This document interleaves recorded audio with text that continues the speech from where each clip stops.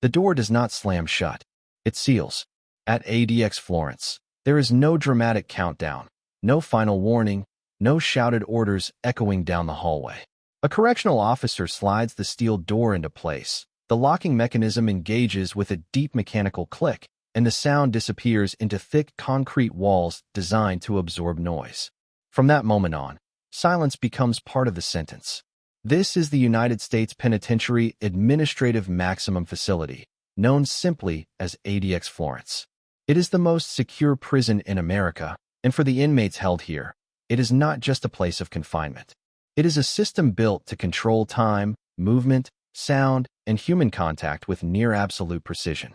For 23 hours a day, inmates remain alone inside their cells. Not together, not in shared housing, not in open blocks. Alone. Each cell is constructed from reinforced concrete, designed to prevent communication, concealment, or escape. The windows are narrow, angled so inmates cannot see other cells or the surrounding landscape. Even the soundproofing is intentional. Voices are swallowed before they can travel. What little light enters the cell is controlled, regulated, and predictable. At ADX Florence, unpredictability is considered a security risk. This prison was not built for rehabilitation in the traditional sense. It was built after a series of violent incidents across the federal prison system, incidents that convinced authorities that some inmates could not be safely housed anywhere else. ADX Florence became the final destination for those labeled the most dangerous, the most disruptive, or the most uncontrollable prisoners in federal custody. Once an inmate arrives here, daily life changes immediately. There is no communal dining hall. Meals arrive through a narrow slot in the steel door. The tray slides in. The slot closes. No words are exchanged. No eye contact is required. Even eating becomes a solitary act. Movement outside the cell is rare and heavily controlled. When it happens, inmates are searched, restrained, escorted, and isolated from one another at all times. The famous 1 hour out is not a break in the traditional sense. It is usually spent alone in a small concrete recreation enclosure, sometimes referred to as a dog run, with walls so high and narrow that the sky feels distant. Phone calls are limited. Visits are restricted. Conversations with other inmates are virtually non-existent. For many prisoners, weeks or months can pass without direct human interaction beyond brief commands from staff. This level of isolation is not accidental. It is the core design. Supporters of ADX Florence argue that this extreme control prevents violence, protects staff, and maintains order within the federal prison system. Critics argue that long-term isolation has severe psychological effects, raising serious questions about mental health, human rights, and the long-term consequences of Supermax confinement. But inside ADX Florence, debates do not change the routine. Time moves differently here. Days blend together. There are no visual cues from other people, no conversations to mark the passage of hours. For inmates, the measure of time often becomes routine itself. Meals arriving, lights dimming, doors remaining closed. Some inmates will spend years here. Others will spend decades. And for many, ADX Florence is not a temporary stop. It is the end of the federal prison road. What does it mean to live a life defined almost entirely by isolation? How does the prison enforce control without constant force? And why does the U.S. government believe a place like ADX Florence is necessary? To understand the reality of America's Supermax prison, you have to look beyond the headlines and into the daily system that governs every minute of an inmate's life. This is not a story about crime alone. It is a story about control, containment, and what happens when isolation becomes the punishment itself. This is life inside ADX Florence. Before we begin, tap like, leave a comment, and subscribe to the channel. Your support helps us uncover the darkest corners of the prison system. Now let's step inside. ADX Florence did not appear by accident, and it was not built because of one crime, one inmate, or one political decision. It exists because the federal prison system reached a point where traditional maximum security prisons could no longer contain certain inmates, not safely, not consistently, and not without bloodshed. To understand why ADX Florence was created, you have to look back at the crisis unfolding inside U.S. federal prisons during the late 1970s and 1980s. At that time, inmates considered extremely dangerous were housed in facilities like USP Marion. Marion was designed to be one of the toughest prisons in the country, meant to hold inmates who posed serious security risks. But even Marion proved insufficient. Violence escalated. Staff were attacked. Inmates assaulted one another. Control was slipping.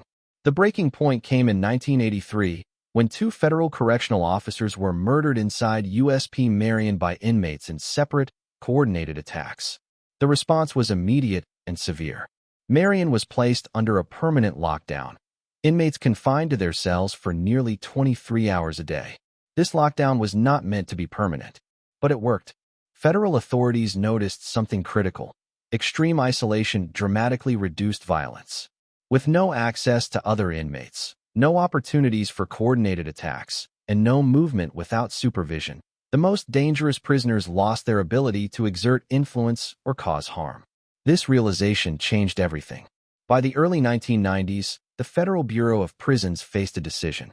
Rather than applying indefinite lockdowns inside existing prisons, they would build an entirely new facility, one designed from the ground up to enforce isolation as policy, not punishment. That facility would become ADX Florence. Opened in 1994 in Florence, Colorado, ADX Florence was officially named the United States Penitentiary Administrative Maximum Facility. The word administrative is important. This prison was not created by a court sentence. Inmates are not sent here by judges. They are sent here by the prison system itself. This is one of the most misunderstood aspects of ADX Florence. An inmate does not receive ADX Florence as part of a sentence. Instead, the Bureau of Prisons determines that the inmate's behavior, influence, or security risk makes them unmanageable elsewhere.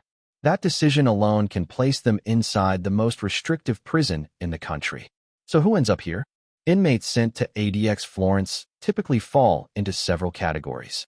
Some have a documented history of extreme violence inside prison, assaults, murders, or organized attacks against staff or other inmates.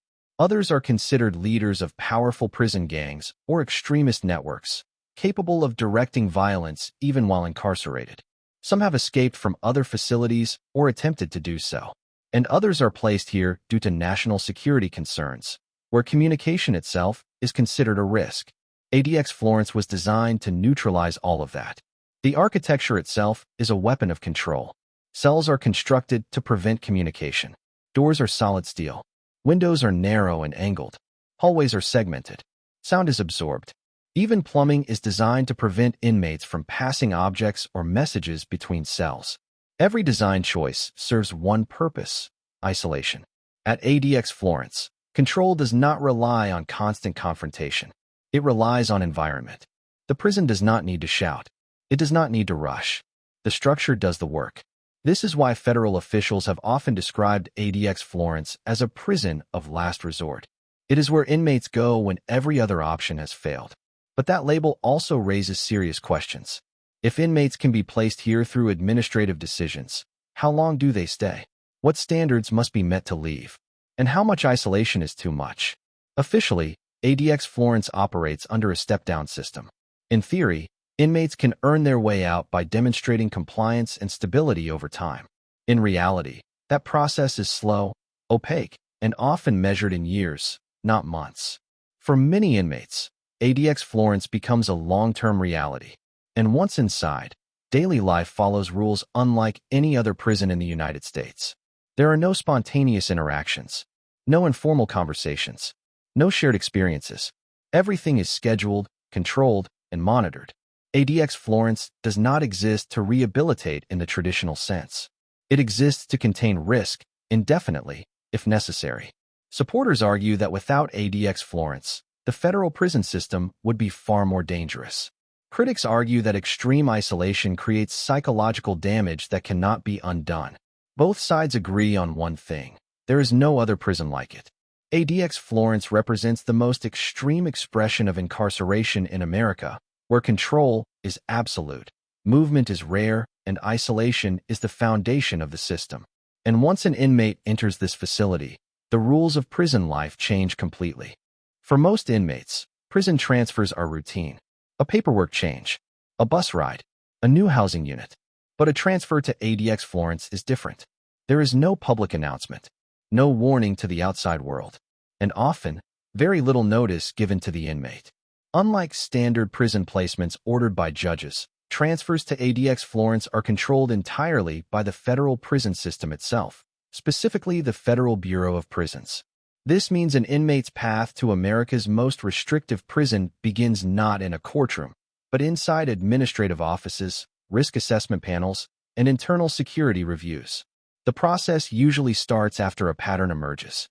An inmate may have assaulted staff, organized violence behind bars, directed gang activity from inside prison, attempted escape, or demonstrated an ability to influence others despite being locked down.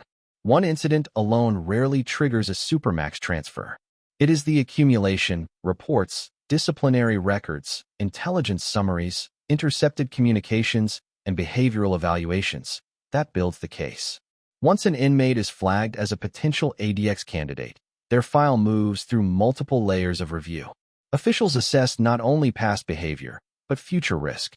The question is not simply what the inmate has done, but what they are capable of doing if left in a less restrictive environment. This is a crucial distinction. At ADX Florence, perceived risk can matter just as much as documented violence. If prison intelligence determines that an inmate's communication itself poses a threat, whether through coded messages, influence over gangs, or extremist ideology, isolation becomes the solution. ADX Florence is designed to break communication networks, not just punish misconduct. Once approved, the transfer itself is deliberately quiet. Inmates are typically moved under heavy security, often without knowing their final destination until arrival. They may be transported by air, by ground, or through a series of secure holding facilities. Routes are not disclosed. Schedules are unpredictable. Even other prison staff may not know where the inmate is being sent. This secrecy serves a purpose. Transfers to ADX Florence involve inmates considered high risk. The Bureau of Prisons minimizes exposure, reduces the chance of interference, and prevents coordination or escape attempts. From the system's perspective, discretion equals safety. Arrival at ADX Florence is not dramatic, but it is absolute. The inmate is processed immediately. Clothing is exchanged for standard-issue garments. Personal property is severely limited. Every item is searched, logged, and either approved or denied. There is no general population orientation, no social introduction, no gradual adjustment. The inmate is escorted directly to their cell. This is where reality sets in. The cell is not temporary housing. It is not an intake unit. It is the center of life. Inside, the environment is intentionally controlled. The bed is concrete. The desk is fixed. The window is narrow and angled. The toilet and sink are stainless steel. The door is solid, with a small slot for food and restraints. Once the door closes, the rules change. Communication with other inmates is virtually non-existent. Recreation, when permitted, occurs alone. Medical and mental health visits are conducted under strict security protocols, often through barriers or with restraints. Even movement within the facility is calculated. Inmates are escorted individually. Paths are cleared. Doors open and close in sequence to prevent contact. The architecture enforces separation without relying on constant force. This is not accidental. It is the product of decades of design refinement. For many inmates, the psychological impact of arrival is immediate. There is no background noise of prison life, no shouting, no crowds, no movement. The silence can feel unnatural. Days lose their structure without social cues. Time becomes measured by routine rather than events. Some inmates struggle quickly, others adapt slowly, but no one arrives unchanged. Officially, inmates are informed that placement at ADX Florence is not necessarily permanent. The Bureau of Prisons maintains a step-down program, allowing inmates to progress to less restrictive units if they demonstrate compliance, stability, and reduced risk over time. In theory, behavior determines outcome. In practice, the process is slow and heavily controlled. Progress is measured in years, not weeks. Decisions are made through periodic reviews, often based on internal assessments that inmates cannot easily challenge.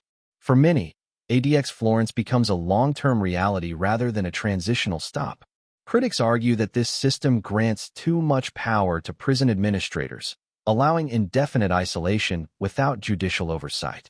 Supporters argue that without this authority, the federal system would be unable to control its most dangerous inmates. What cannot be disputed is this. Once transferred to ADX Florence, an inmate enters a system where every movement, every interaction, and every hour of the day is regulated. The transfer is not just a change of location. It is a shift into the most controlled environment the U.S. prison system has ever created. And after arrival, daily life follows rules unlike any other prison in America. Life inside ADX Florence is not defined by chaos or constant confrontation. It is defined by routine, rigid, repetitive, and deliberately uneventful. The absence of stimulation is not a side effect of the prison's design. It is the design. For inmates housed here, each day follows nearly the same structure with minimal variation. This predictability is intentional. In a place built to eliminate risk, surprise is considered dangerous. The day typically begins early, but not with noise. There are no loud announcements echoing through cell blocks, no collective movement, no visible signs of a population waking up together. Instead, light levels shift. Meals arrive. Doors remain closed. Inmates wake inside single-occupancy cells made entirely of reinforced concrete. The bed is a concrete slab with a thin mattress. The desk is fixed to the wall.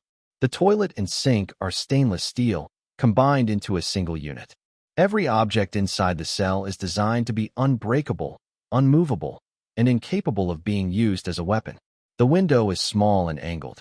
It allows light in but prevents inmates from seeing outside clearly or communicating with others. In some cells, the only view is the sky, a design choice meant to remove visual connection to the surrounding world. For most inmates, breakfast arrives through a narrow slot in the steel door. The tray slides in. The slot closes. There is no conversation, no exchange of words. Even eye contact is minimal.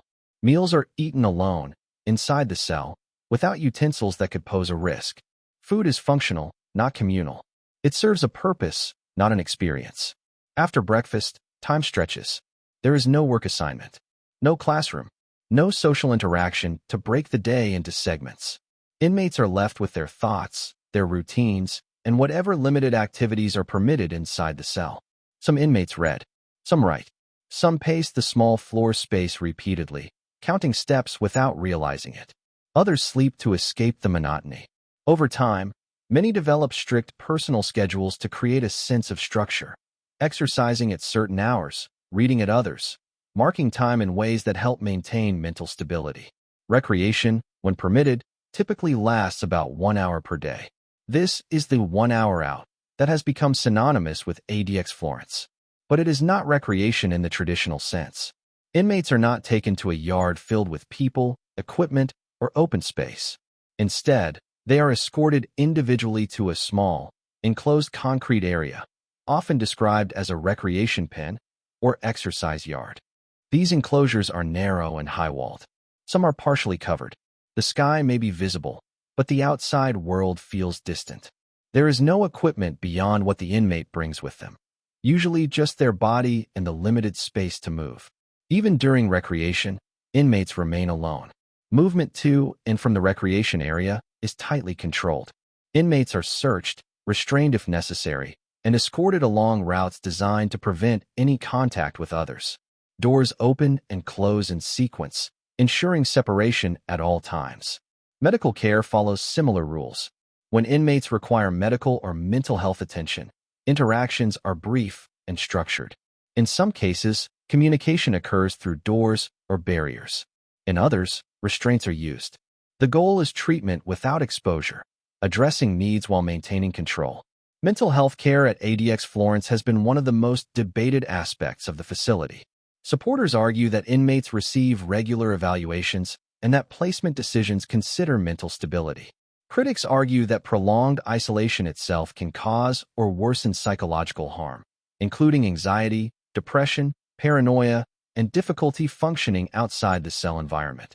What is clear is that isolation shapes behavior. Without regular human interaction, social skills erode. Simple conversations can become difficult. Emotions flatten or intensify. Some inmates become withdrawn. Others fixate on routine to an extreme degree. Time perception changes. Days blur together. Silence becomes constant. Unlike other prisons, Where noise is unavoidable, ADX Florence absorbs sound. Voices do not travel. Movement is muted. For inmates, this can be unsettling. Humans are not accustomed to extended quiet, especially in confinement. Communication with the outside world is limited but not entirely cut off. Inmates may have access to mail, though it is monitored. Phone calls are rare and heavily regulated. Visits, when allowed, are typically non-contact, separated by glass. Even these limited connections serve as reminders of distance rather than relief from isolation. As the day progresses, dinner arrives much like breakfast, silently, mechanically, without ceremony. The tray slides in. The slot closes. The door remains locked. Lights dim according to schedule. There is no informal evening activity. No shared television room. No casual conversation to signal the end of the day. Inmates return to the same space they occupied hours earlier, with little change except fatigue. For many, nighttime is the most difficult. The absence of distraction allows thoughts to grow louder. Regrets, memories, anger, and anxiety surface without interruption. Some inmates cope by writing letters they may never send. Others replay conversations from years earlier. Some focus on exercise or mental routines simply to exhaust themselves enough to sleep. And then the cycle begins again. This is not chaos. This is control through repetition. At ADX Florence, punishment is not delivered through violence or spectacle. It is delivered through time, isolation, and the slow erosion of stimulation. The system does not need to act aggressively. It only needs to remain consistent. For the prison, this approach is considered effective. Violence is rare. Order is maintained. Staff safety is prioritized. For inmates, the experience is profoundly isolating. And for those who remain here for years or decades, daily life inside the cell becomes the defining feature of existence. But isolation does not only affect inmates. It raises broader questions about the long-term effects of extreme confinement, questions that have followed ADX Florence since its opening. ADX Florence was designed to control physical risk. But over time, attention has increasingly turned to a different question. What does this level of isolation do to the human mind? For decades, psychologists, legal experts, and human rights organizations have debated the effects of long-term solitary confinement. ADX Florence sits at the center of that debate because no other U.S. prison applies isolation as systematically or for such extended periods of time. Human beings are social by nature. Conversation, eye contact, shared routines, and unpredictable interaction are fundamental to how the brain regulates emotion and perception. At ADX Florence, most of those elements are intentionally removed. Inmates here may go days without hearing another human voice directed at them, weeks without seeing another person face to face, months without physical contact of any kind. Over time, this absence begins to shape behavior and perception. Former inmates and court filings have described a range of psychological effects associated with long-term isolation. These include heightened anxiety, depression, difficulty concentrating, memory problems, emotional blunting, and in some cases, paranoia. Some inmates develop hypersensitivity to sound or light. Others struggle with impulse control or experience intrusive thoughts that become harder to manage without external stimulation. Time perception is often one of the first things to change. Without social markers, conversations, group activities, shared meals, days lose their distinct shape. Weeks blur together. Inmates may struggle to remember dates or even seasons. The structured routine meant to maintain order can paradoxically make time feel endless. To cope, many inmates create rigid personal systems. Some divide their day into strict schedules, exercise at certain hours, reading at others, writing letters at night. Others focus intensely on physical routines, push-ups, pacing, stretching, not for fitness alone, but to anchor themselves mentally. These self-made structures can provide a sense of control in an environment where nearly everything else is regulated. Mental health services do exist at ADX Florence, but they operate within the same security framework as the rest of the prison. Evaluations are conducted regularly, yet treatment options are limited by the need to maintain isolation. Sessions may be brief. Communication may occur through doors or barriers. Medication management is possible, but therapy in the traditional sense is difficult to provide when sustained human interaction itself is restricted. This has led to legal challenges. Over the years, lawsuits have argued that placing inmates with serious mental illness in long-term isolation violates constitutional protections against cruel and unusual punishment. In response, the federal prison system has adjusted some policies, including screening procedures and placement criteria. Still, the core structure remains. Supporters of ADX Florence argue that the prison houses individuals who have demonstrated an ability to manipulate, harm, or organize violence even while incarcerated. From this perspective, isolation is not punishment, it is prevention. They point to the relative lack of violence inside the facility as evidence that the system works. Critics counter that safety should not come at the cost of psychological damage that may be irreversible. One of the most complex aspects of this debate is duration. Short-term isolation may be tolerable for many individuals. Long-term isolation, measured in years or decades, raises far more serious concerns. At ADX Florence, some inmates have remained under extreme restrictions for extended periods, with limited opportunity for social reintegration. The step-down program is often cited as a solution. In theory, inmates who demonstrate compliance can gradually earn more privileges, more interaction, and eventually transfer to less restrictive facilities. In practice, critics argue that progress through the program can be slow and inconsistent. Decisions are based on internal assessments, behavioral reports, and perceived risk, factors that are not always transparent to inmates themselves. For some, the path forward feels uncertain or unreachable. This uncertainty adds another psychological layer. When inmates do not know how long isolation will last, stress increases. Hope becomes fragile. Motivation can erode. The mind begins to adapt not for recovery, but for endurance. Even for those who eventually leave ADX Florence, reintegration presents challenges. Inmates transferred to lower security facilities often report difficulty adjusting to noise, crowds, and constant interaction. Skills dulled by isolation, conversation, trust, emotional regulation must be relearned. What once felt overwhelming inside ADX Florence can feel overwhelming outside of it as well. These effects extend beyond prison walls. Courts, lawmakers, and corrections officials continue to debate where the line should be drawn between necessary security and humane treatment. ADX Florence stands as a test case, a facility that reflects both the capabilities and the limits of modern incarceration. It forces a difficult question. Can a system built entirely around isolation truly prepare anyone to function outside of it? For the federal prison system, ADX Florence represents control at its highest level. For critics, it represents a warning about what happens when security becomes absolute. And for the inmates inside, the psychological impact is not theoretical. It is lived, hour by hour, day by day, year by year. As the debate continues, ADX Florence remains unchanged in its core mission: contain risk, eliminate communication, and maintain order through isolation.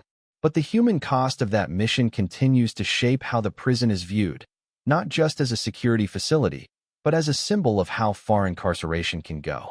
ADX Florence is often described as a prison for the worst of the worst, but that phrase oversimplifies a much more complex reality. The inmates held here do not all share the same background, the same crimes, or even the same security history. What they share is something more specific. The federal prison system has determined that they cannot be safely managed anywhere else. That determination is not based solely on the original offense. Some inmates arrive at ADX Florence after committing serious crimes outside prison: terrorism-related offenses, large-scale organized crime, or acts that place them on the highest security radar from the beginning. Others arrive after years inside the prison system, following repeated incidents of violence, manipulation, or disruption while incarcerated. In many cases, it is behavior in prison, not the crime itself, that leads to Supermax placement. An inmate who attacks staff, orchestrates violence through intermediaries, or maintains influence over gangs from behind bars can be deemed too dangerous for even high-security penitentiaries. ADX Florence exists to sever that influence completely. This means two inmates with very different criminal histories can end up living under the same extreme restrictions. Some inmates arrive already serving life sentences. Others are serving long but finite terms. A small number are eventually scheduled for release back into society, a fact that often surprises the public. This raises an important question. Is ADX Florence meant to be permanent? Officially, the answer is no. The federal prison system maintains that ADX Florence is not intended as a lifelong placement by default. Instead, it operates under a tiered housing and step-down structure. In theory, inmates who demonstrate sustained compliance, stability, and reduced risk can gradually move to less restrictive units within the facility and eventually transfer to other prisons. In practice, this process is slow and uncertain. Progress is evaluated through internal reviews that examine disciplinary history, behavioral reports, perceived threat level, and psychological assessments. These reviews often occur annually, sometimes less frequently. Advancement requires not only good behavior, but also the absence of perceived risk, a standard that can be difficult to define or measure. For inmates who arrive due to influence rather than violence, this can be especially challenging. Influence does not always disappear in visible ways. As a result, some inmates remain under strict conditions for years without clear benchmarks for release. Length of stay varies widely. Some inmates spend only a few years at ADX Florence before stepping down and transferring. Others remain for a decade or more. A small number have spent the majority of their incarceration under Supermax conditions. What determines the difference is not always clear from the outside. Critics argue that the lack of transparency creates a system where isolation can become effectively indefinite. Supporters argue that flexibility is necessary to respond to evolving security threats. Both sides point to the same reality. ADX Florence decisions are administrative, not judicial. This distinction matters. Because placement is administrative, inmates do not receive a fixed sentence to ADX Florence. Instead, they live under conditions that can change or remain unchanged based on internal determinations. Legal challenges have attempted to introduce more oversight, with mixed results. Leaving ADX Florence is not simply a matter of time served. Inmates who successfully step down often move to high-security facilities with more human interaction, more movement, and greater access to programs. Even then, adjustment can be difficult. Years of isolation do not prepare someone for crowded housing units, constant noise, and unpredictable social dynamics. For inmates nearing release from federal custody, the challenge is even greater. Reentry after extreme isolation is not straightforward. Skills taken for granted in everyday life, conversation, decision-making, emotional regulation, may be weakened. While support systems exist, the transition from Supermax confinement to society is one of the most demanding adjustments within the prison system. This reality has fueled ongoing debate about whether ADX Florence should house inmates who will eventually be released at all. Supporters argue that public safety during incarceration must come first.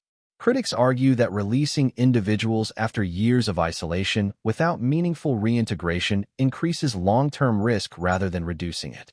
Despite these concerns, ADX Florence remains central to federal prison strategy. It serves as both a containment facility and a deterrent, a clear signal to inmates throughout the system that certain behaviors carry consequences beyond ordinary incarceration. The existence of ADX Florence influences conduct far beyond its walls. Yet for those inside, the experience is deeply personal. Time in ADX Florence is not measured in events or milestones. It is measured in routine, restraint, and endurance. Progress is slow, change is subtle, and certainty is rare. Some inmates will eventually leave. Some will remain for decades, and some will never experience another form of imprisonment. ADX Florence does not promise redemption. It promises control, and in doing so, it forces the federal prison system and the public to confront a difficult balance between safety, punishment, and the long-term consequences of isolation. ADX Florence was never meant to be understood as a typical prison. It was built as a response to failure. Failure to control violence, failure to contain influence, failure to manage inmates who continued to exert power even while incarcerated. In solving those problems, the federal prison system created something entirely different from traditional incarceration, a place where isolation is not temporary, where silence is enforced, where control is embedded into walls, doors, and routines. For the system, ADX Florence represents order, For critics, it represents a warning, and for the inmates inside, it becomes a defining environment of their lives. Over the course of this documentary, we've seen how ADX Florence operates, not through constant force, but through precision. Every aspect of daily life is designed to limit risk, eliminate communication, and maintain absolute control. Violence is rare. Chaos is absent. The system works exactly as intended. But effectiveness raises its own questions. When punishment is measured not in years alone, but in hours spent alone, when rehabilitation is secondary to containment, and when isolation becomes a central tool of incarceration, what does that say about the limits of the justice system? ADX Florence forces a difficult reckoning. It asks whether security and humanity can coexist at the extreme edge of punishment. It challenges the idea that control alone can resolve deeply complex human behavior. And it leaves us questioning what happens after isolation ends, if it ever truly does. For some inmates, ADX Florence is temporary. For others, it is permanent. And for a few, it is the final stop of their sentence. The prison does not promise redemption. It does not offer transformation. It exists to contain what the system believes cannot be managed elsewhere. And yet, the conversation surrounding ADX Florence continues to evolve. Courts challenge it. Psychologists study it. Lawmakers debate it. And the public remains divided. Because ADX Florence is not just a prison. It is a reflection of how far a system will go to maintain control when all other options are exhausted. As long as it exists, the questions it raises will not disappear, and neither will the lives shaped within its walls. If you want more real, research-based prison documentaries that go beyond headlines and show how the system actually works, make sure you stay connected to this channel. Thanks for watching. Like, share, and subscribe.